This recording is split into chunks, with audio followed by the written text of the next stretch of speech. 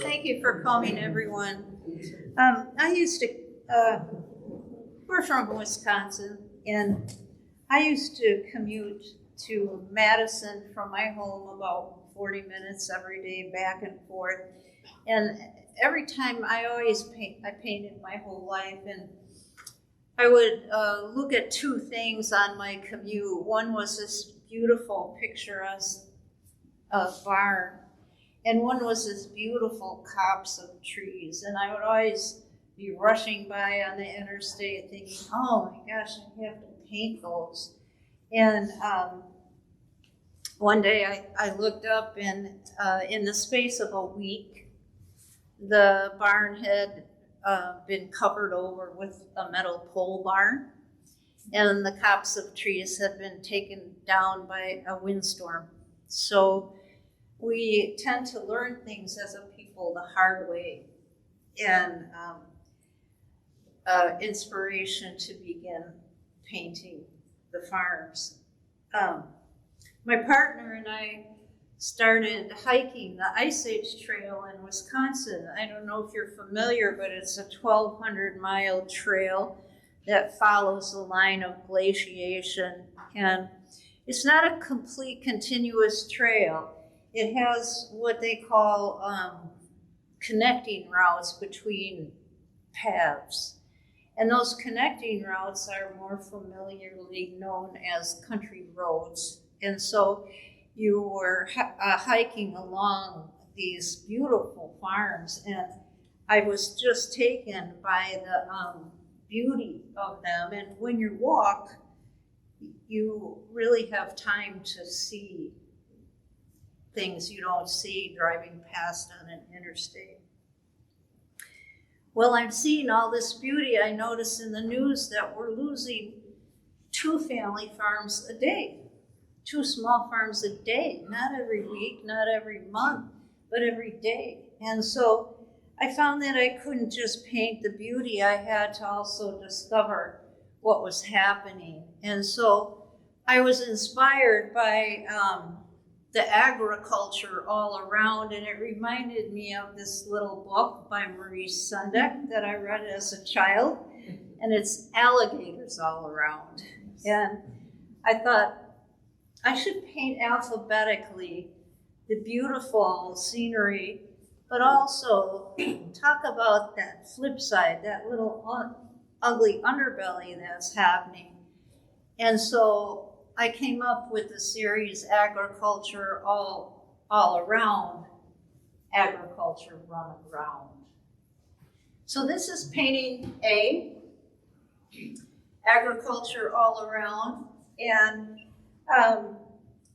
during this time period, there was, we have this kind of Christmas card view of farm life, and we think of it like a holiday greeting card, but that really small farms were being pummeled. Climate change and tanking commodity prices and trade wars, and there was a redefinition of farming, not as a silo and barn, but as corporation. And so these farms are on the verge of distinction, thus agriculture run aground. This is bucolic bovines, the letter B, burgeoning bankruptcies. During this time was COVID, and bankruptcies were up 12%. Farm milk was being dumped out on the side of the highway. Cows, and so the farm crisis was just continuing. The letter C, cowherd charm and climate change. $144 billion by the Department of Agriculture. They spend less than 1% towards adapting to weather change. When I talked to farmers, there was a lot of disagreement about whether there even is climate change. But one thing they all talked about is that wet is wetter, and hot is hotter, and dry is drier, and just weather is weatherier. And a lot of them said that there was water in places they just never had water before. So they're confronted with this extreme weather. I want you to notice these cows. These are just kind of design elements in here. They're drawn very simplistically. They don't have a lot of personality, and I'll show you some later in the series. They change over time. Dappled dairies, letter D, deepening debt. Farmers are struggling to pay back loans, and it is the highest default rate as I was painting this in 9 years. And because of that, farmers rely on credit. 2/3 of banks raise their collateral requirements, just making it more difficult.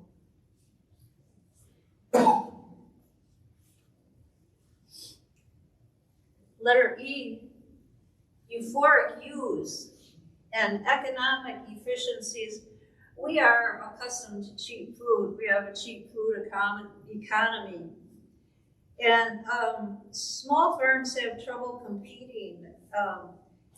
Companies with what they call vertical integration, meaning they own several pieces of the supply chain, meaning maybe they own the trucking company, the canning company, and so forth. They're able to compete, and this is a bigger agribusiness. Their prices are lower. Fences and furrows, the letter F, and financial failures. Basically, again, farmers rely on credit, and the downturn has led to deteriorating credit conditions, increased collateral, and so forth again. I forgot to say, these sheep, this woman raised sheep just so children who don't have farms could have the experience of raising animals. And they posed beautifully for me, I think.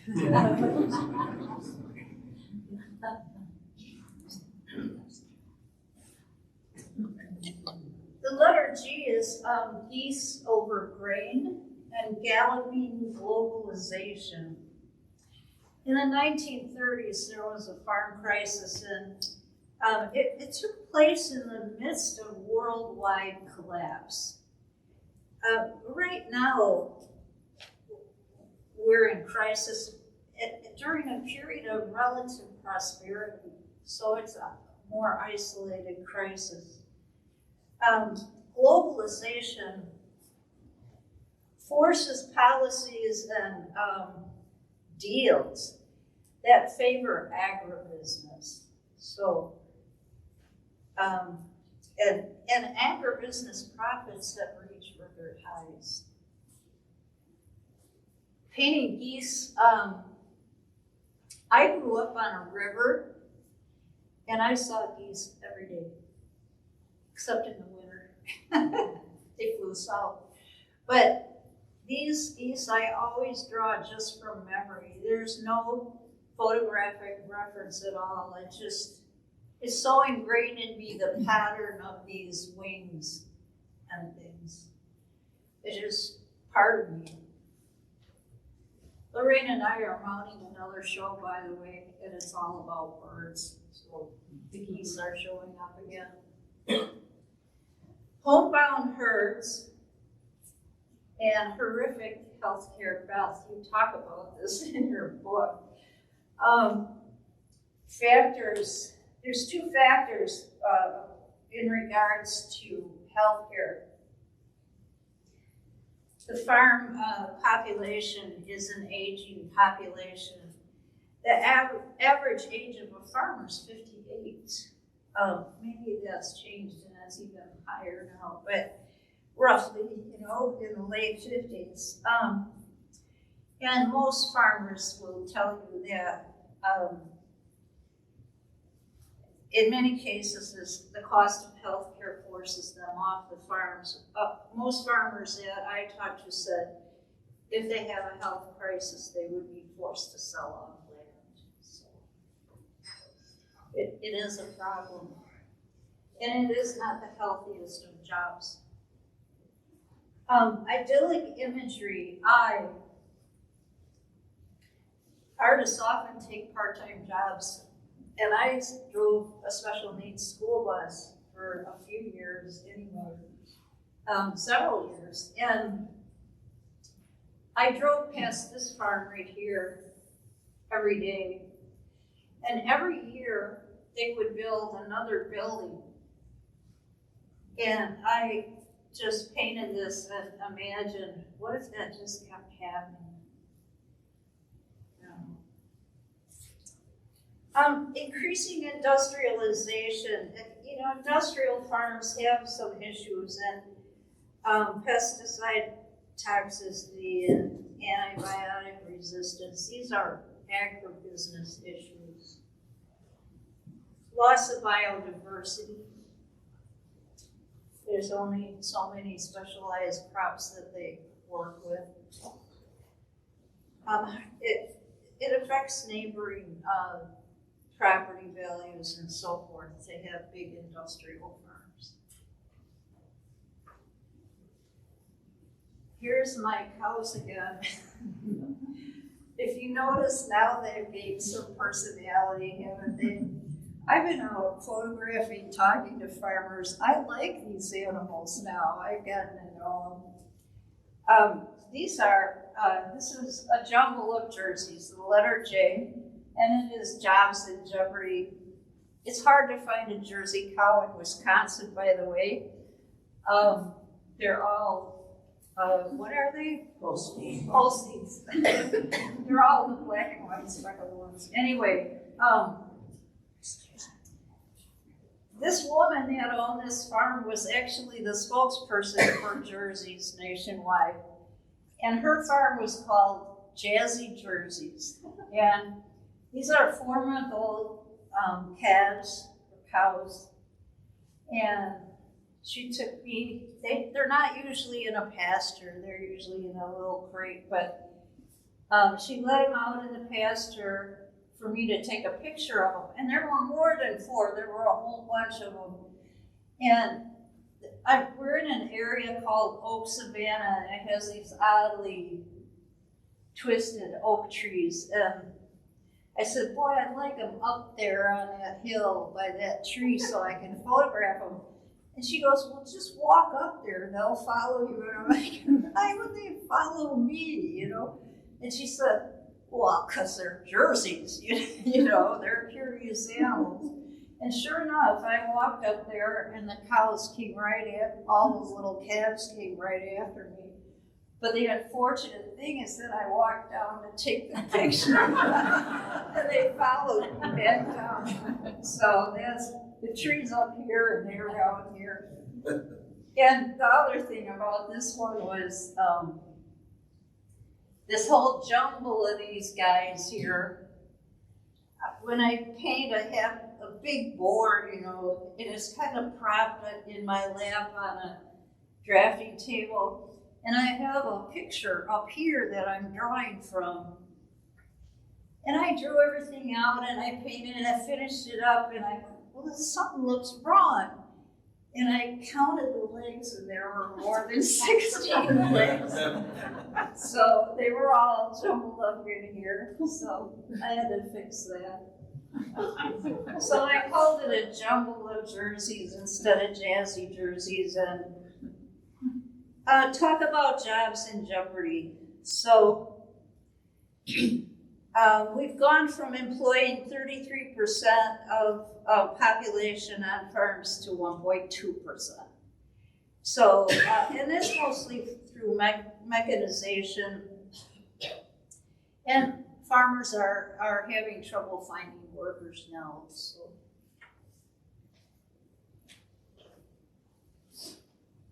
This is K, kids kicking it up. Kids mean small boats. And keeping killer chemicals. I know chemicals doesn't start with K, but it sounds good anyway. 75% of pesticides are used in agriculture. And you never will see a farmer in a PPE, protective garb. So it can be dangerous, and it drifts onto neighboring fields and so forth. When you're driving around and you see careful of dust, guess what's flying across, So these guys were owned by a woman farmer, Lorraine, and they're beautiful big, they were big as ponies, big boats. And this guy could not turn your back on. He was attention seeking. He wasn't mean, but he didn't want to be ignored, And so I just had to face him. And the other thing was since we're all adults, these guys were well endowed, testicularly well endowed. And I looked at Doreen, I said, I can't paint that. And she said, I know, right? And so these guys faced forward. And this guy was artistically castrated.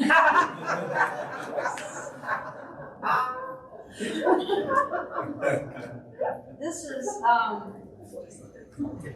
El lobbying landowners in lyrical landscapes. In 2019, Sonny Perdue at the World Dairy Expo stated, in America, the big get bigger and the small get out. And that is the Ag Secretary. So farms over 2,000 acres doubled and under 1,000 fell 44%. And the top 10 farms received 77% of commodity subsidies. So our policies favor agribusiness.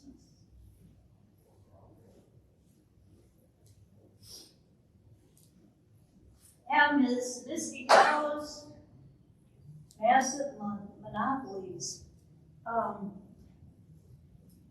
Since the GMO seed industry, since GMO seed industry is consolidated, 4 companies own 60% of the seed, being Monsanto, DuPont, Syngenta, and Dow. 80% of corn, 70% of soybeans. So the cost of corn and soybeans rose 300%. It just causes tighter margins.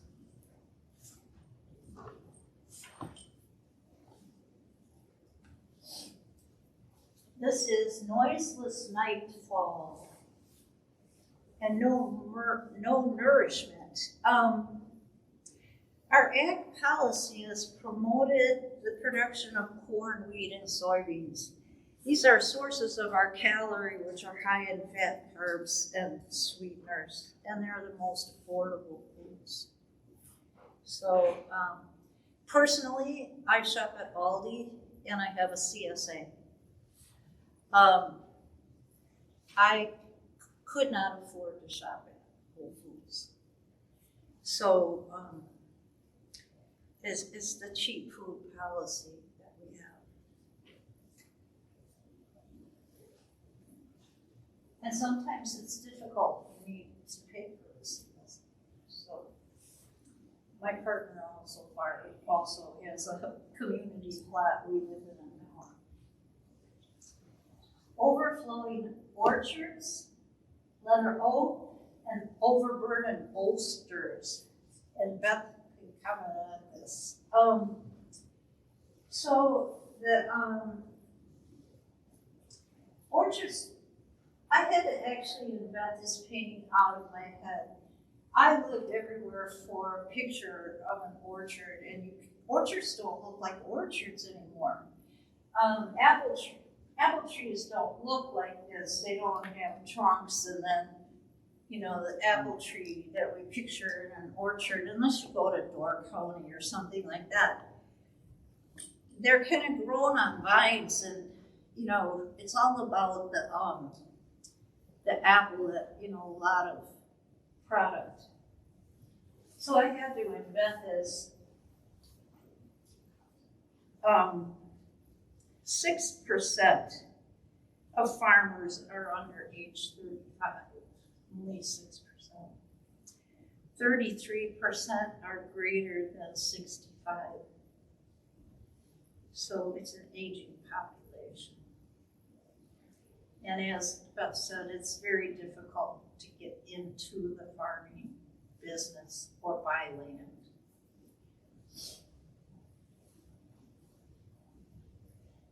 P is peaceful pastures and purity of product. 2 more cows that have personality. We were hiking on the Ice Age Trail, and we have a dog that kind of bounces around, and she's off leash most of the time because she's a good girl, and she was bouncing by this mother cow and her calf, and this cow was so placid. She just sat there, and the calf just lay there in this beautiful field. And pastured animals, they just look so much better, don't they, than other animals that are kept in the barns all the time. And you rarely see pastured animals anymore. But she was so calm, she reminded me of the mother and child. And so I put halos on them. And I call her my Mudana and child. So purity in product just means that if you buy, the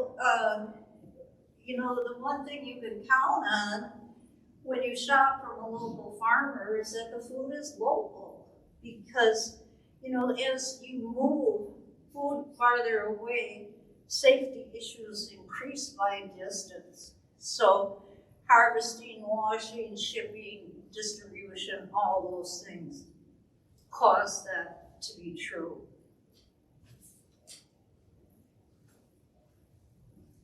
Q is quilt-like quadrants and quality and quantity.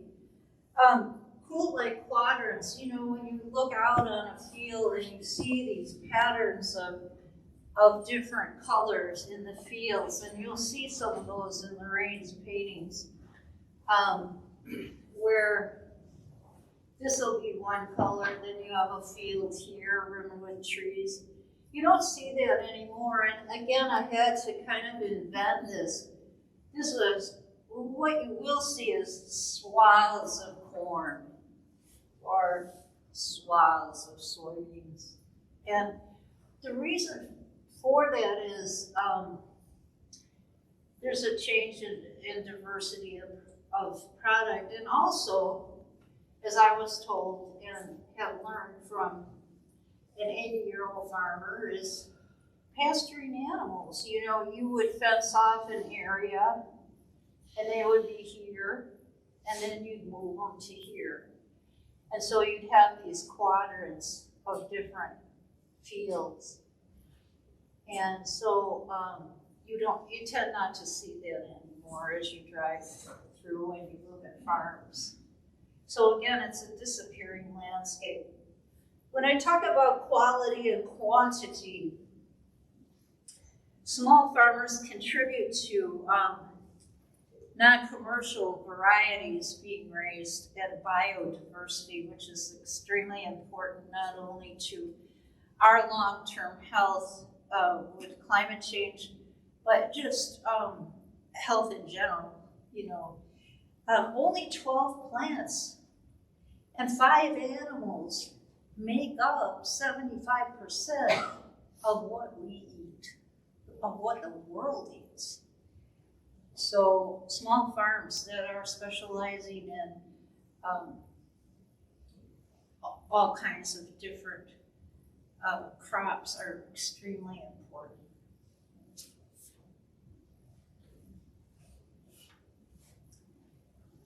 Beth, I'm going to ask you this. This is rural roads and right to repair.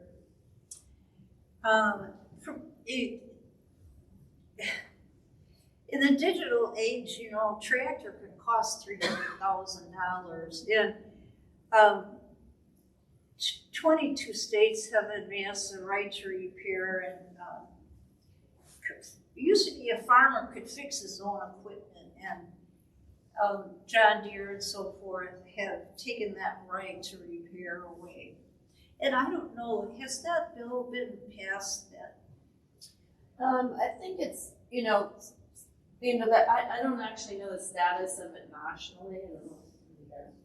But in some states it is passed. Yeah, and I think, what the John Deeres would say is that it's no longer sort of a mechanical issue, it's a technological issue. So you could ruin, you could ruin the tractor doing something, and then, it would all be messed up digitally, meaning like that those combines will now, have GPS on it, and it tells you the exact speed to be riding and the exact, they basically are, some of them are autonomous driving, but so, yeah, that's the question from their side. That's what they say, but obviously this is a huge issue because then you have to, it's like having an expensive car that you have to go to the expensive dealer, and then every fix is expensive.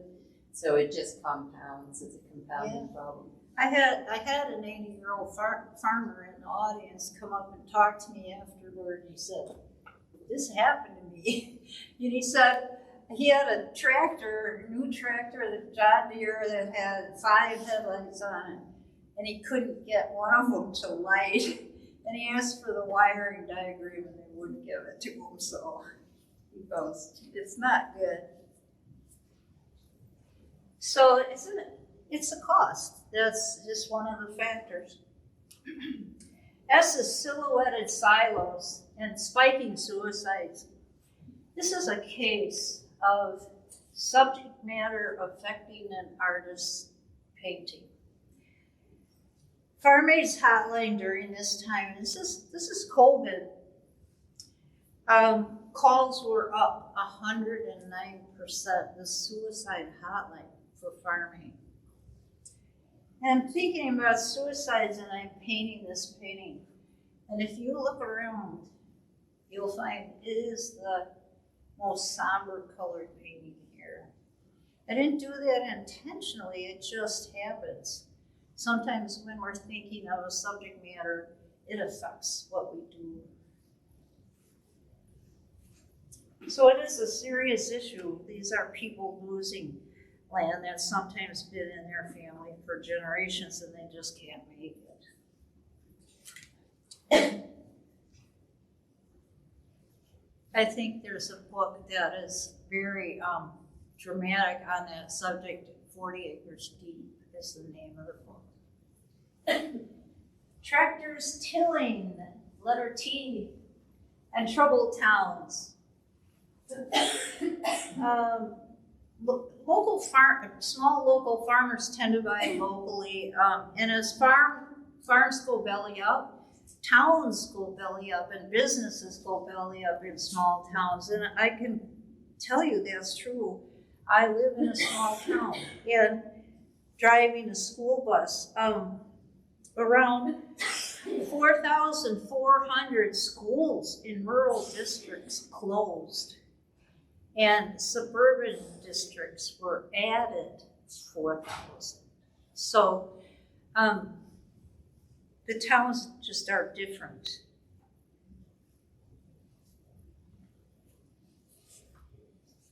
Two of the small rural schools in where I live closed during the time I was driving.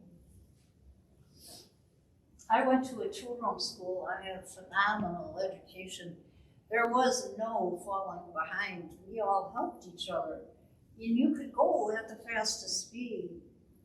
You could, because there were 4 grades in one room. If I was at a 4th grade level in the 2nd grade, no problem. If I was at a second grade level in fourth grade, no problem. We helped each other. And we learned how to play with all sorts of kids. We were like a family. And to this day, at age 66, we still keep in touch. U is unbounded umbers. Umber being brown color.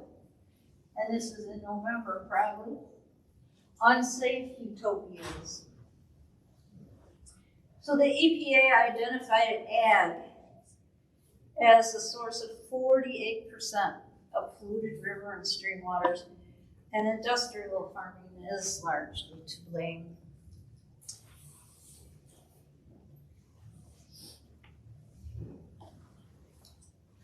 Fast views and vanishing investors. The default rate for loans at this time hit its highest level. And globalization just means a loss of local credit and banks.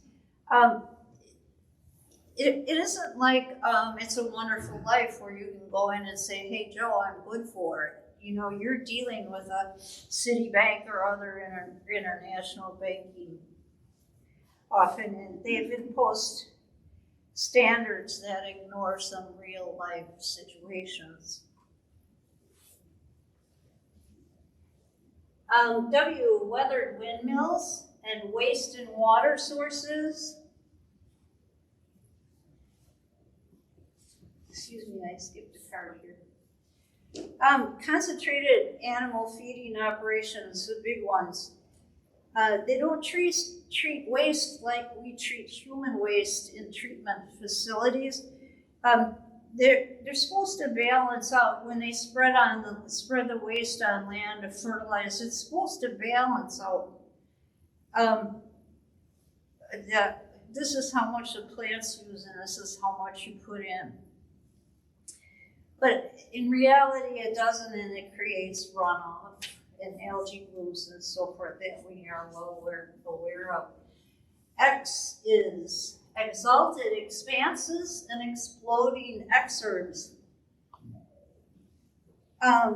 We talked about community a little bit. Exurbs are those areas between the farms and the suburbs. And these are areas where farmland is being sold off in a subdivision will go in, or a large 30-acre area will be purchased by one owner. In my area, a lot of wealthy people are buying 30-acre parcels that used to be farms. It just means that that community that farmers used to have is disappearing. And land values are going up. Why? If you want to learn about this topic, read Beth's book. Yielding to age, which these buildings are crumbling, and the under hard side is yielding to the young. A generation ago,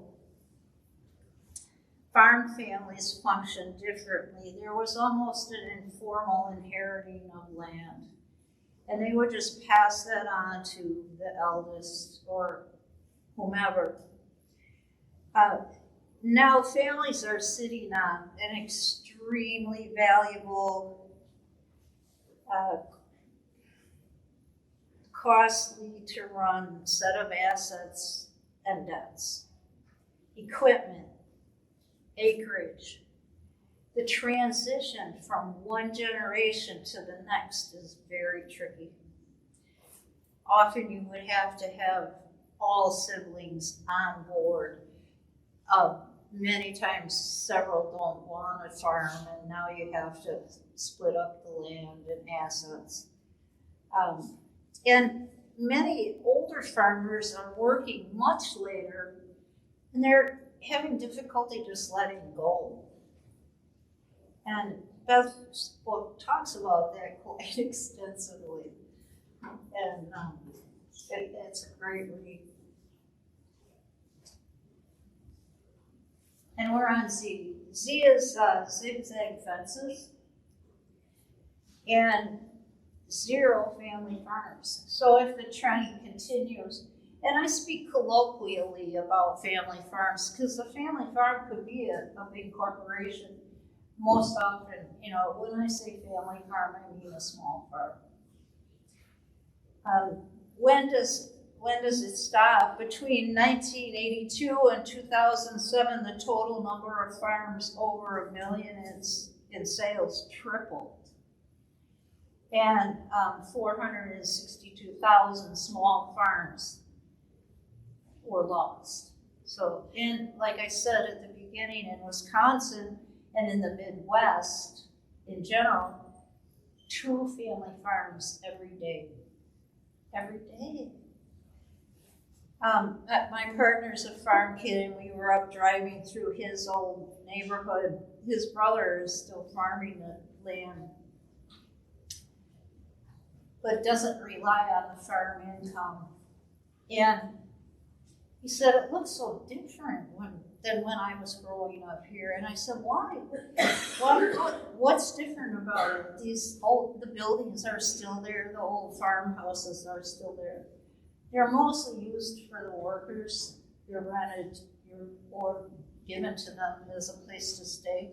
They're not fixed up. There's no flowers in the yard, and they're allowed to run down. So it's just a different view. So I painted these in a year, 2 years, and it truthfully kept me sane during COVID. The farmers were generous with their time, their land, their animals, and the farms hold a special place in all our hearts. Most of us of my generation have a direct connection to someone in farming. This is the last stop on the road for this tour. It's been touring almost 3 years now. And this entire collection of mine has been sold, so it may be the last time I see these paintings. And I want to leave it with, hopefully with everyone having a deeper appreciation of farmers and what they face, and just leave it with, I hope everyone just shows gratitude to our farmers. And next time you see a farmer, thank them for what they do, because it's not easy. And try to buy local if you can. So, thank you all.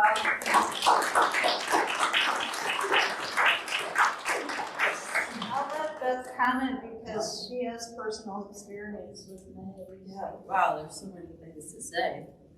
You hit on I don't know, maybe something. Yeah, I guess, we were having a conversation with a friend who's also in food here in Dubuque, working in 99 counties, and we were talking about this idea of buying local and why that's important, and a lot of people kind of go to this concept of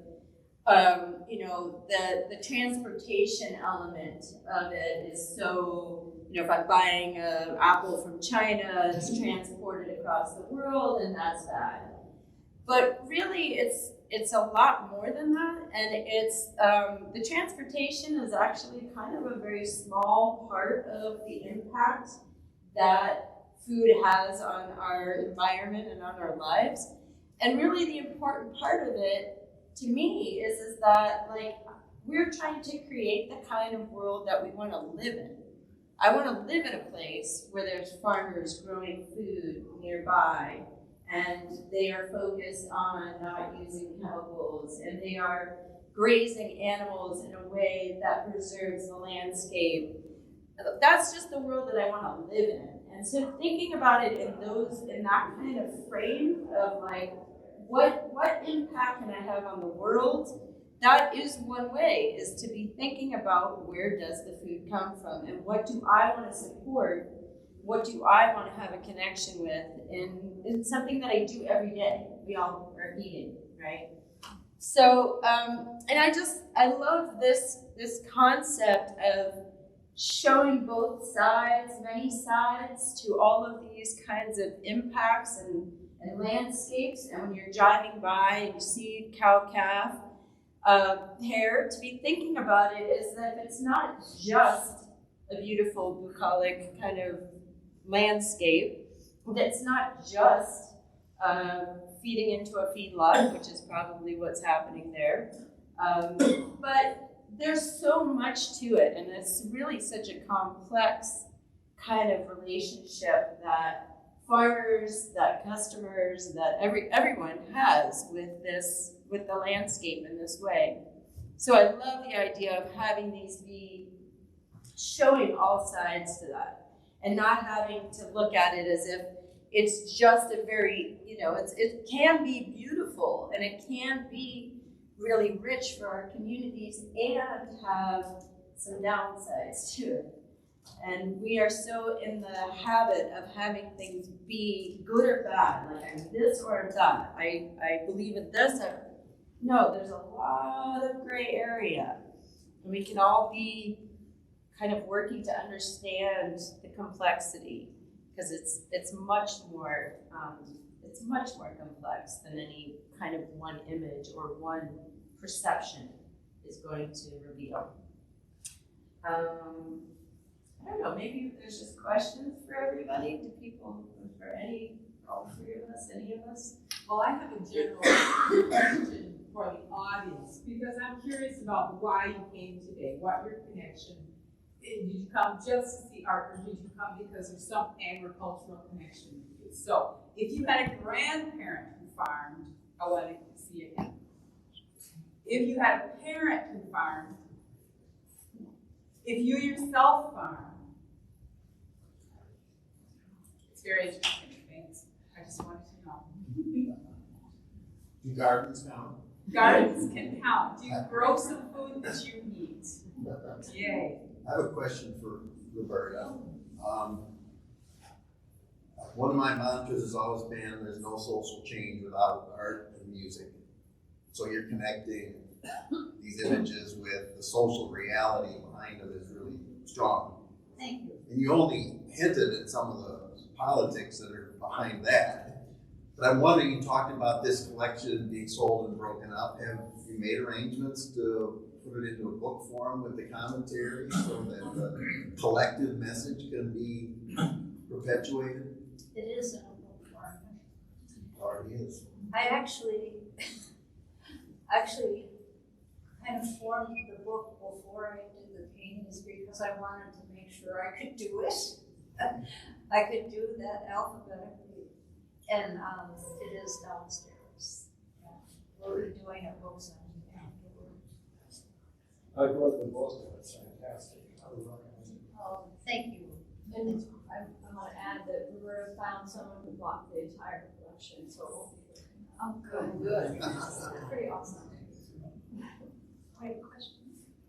I just wondered, we hear a lot about urban gardening, food desert kind of attempts to have local, very, very local solutions for food issues in cities.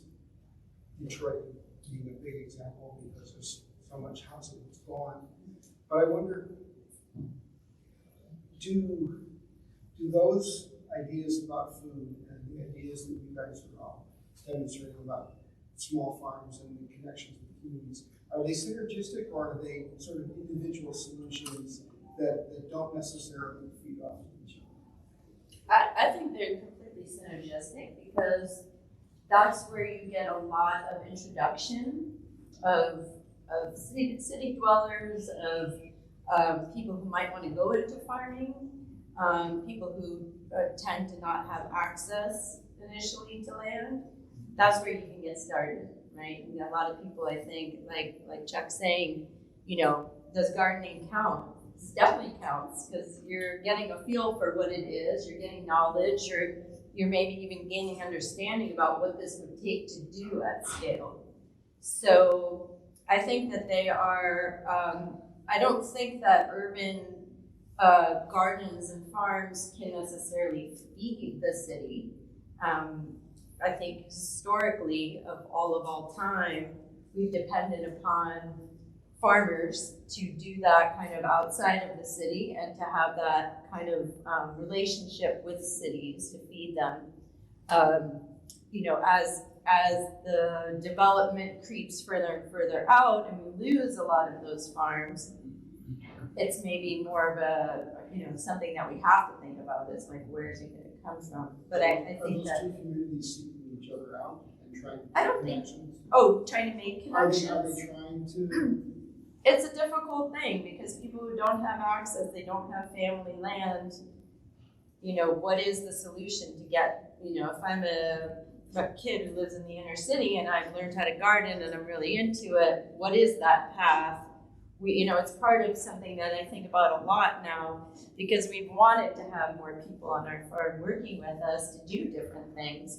But what does that pipeline look like? Because we currently, in this country, you might go, you know, garden internship, and then kind of like, then what? We kind of expect people to intern and then maybe buy a small farm or take over their family's land. But there's not, as people have indicated, there's not a lot of jobs in between. How And about an so, exchange program between those two communities? yeah, it would be great. And I think there's a lot of farms, smaller farms, who love to do educational stuff, have people come out. Yeah.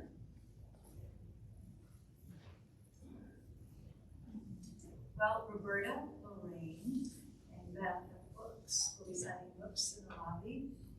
Thank you so very much.